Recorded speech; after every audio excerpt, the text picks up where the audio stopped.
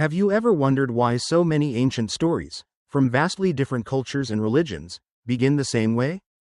They speak of a time when humans and God walked together, when there was no veil, no confusion, no fear, just presence, intimacy, peace. In Christianity, God walked with Adam and Eve in the cool of the garden.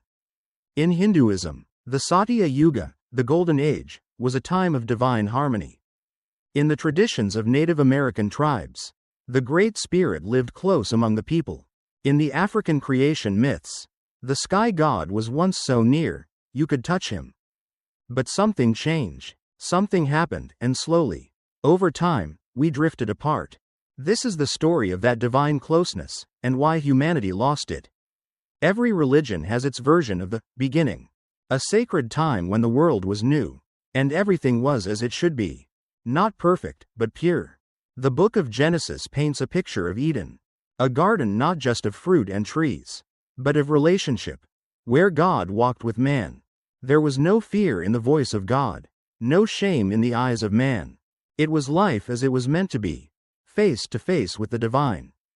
In Hinduism, the Satya Yuga was a time when people lived with truth, when virtue ruled, and when God was not far but among us. There was no need for temples, the world was the temple. People didn't seek God, they lived in God. The Aboriginal peoples of Australia speak of the dreamtime, when ancestral spirits created the world and remained intimately involved with human life. And in Islam, there is the belief that humans were created with a fitra, a natural inclination toward God, a pure connection to the Creator from birth. Even in Buddhism, though traditionally non-theistic, the concept of enlightenment suggests an original wholeness, a unity of consciousness, that was somehow lost. In all these stories, the beginning is the same. We were close to God. So what happened? Separation didn't happen all at once. It was not a single moment, but a pattern, a slow fading, like lovers growing distant, not because they stopped loving, but because they stopped listening. In the Christian tradition, this rupture is captured in one word: sin. The fall was not just a legal infraction, it was relational.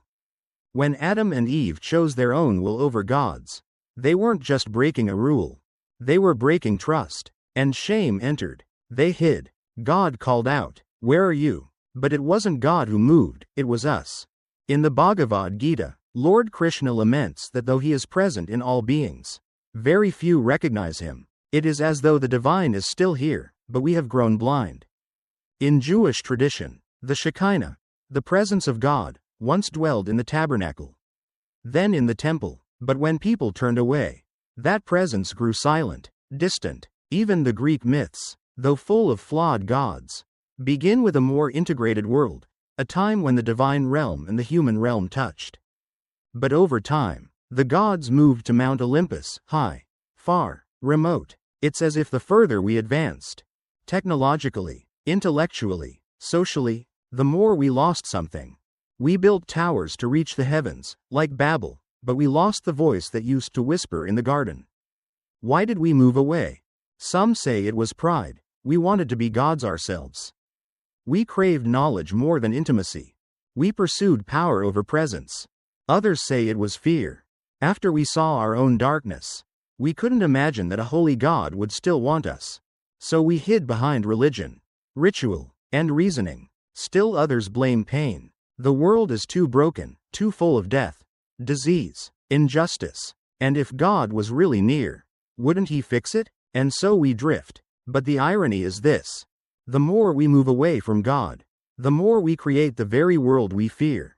A world without meaning, a world without love, a world without the divine. We become orphans with amnesia, forgetting who we are, and forgetting who our Father is.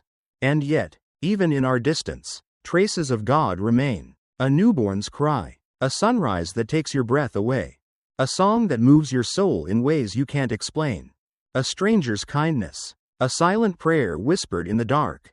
These are not accidents. These are echoes, reminders that we were made for more. In every culture, in every age, humans have tried to reconnect. Pilgrimages, sacrifices, meditation, fasting, confession, rituals carved into stone, prayers lifted to the sky. Why? Because deep down, we remember. Somewhere in our collective memory, we still hear the sound of God walking in the garden. This longing is universal. It's why the mystics of Christianity, Judaism, and Islam speak of divine union. Why monks in Tibet spend decades in silence seeking connection. Why tribes across Africa dance for hours to invoke the spirit. Why scientists, too, often find themselves in awe, wondering if behind the patterns and particles is something, or someone, greater.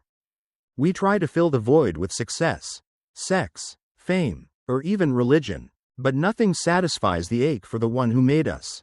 Saint Augustine said it best.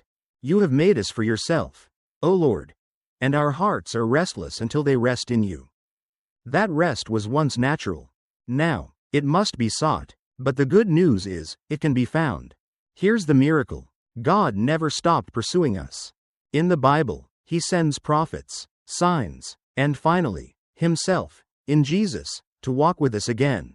In Islam, Allah is described as closer than your jugular vein. In Hinduism, the divine takes on forms, avatars, to descend and restore balance. In Buddhism, though non-theistic, the journey toward enlightenment is still a return to ultimate truth, to wake up from illusion. In all these, the message is clear. The way back exists. We may be lost, but we are not abandoned. The voice in the garden still calls. Where are you? Not to shame us, but to invite us back home. Maybe the distance between you and God isn't as wide as it feels. Maybe He's closer than your thoughts, closer than your fears, closer than the next breath you take. You don't need a temple. You don't need to be perfect. You just need to turn, to whisper, to listen, because even if the whole world has forgotten Him, He has never forgotten you. Pause. Gentle music swells. So I ask you, if we were once close to God, if we were made to live in His presence, then what are we waiting for? Let the journey home begin.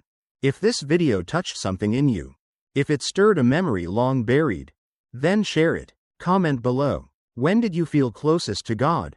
Or, what do you think caused the distance?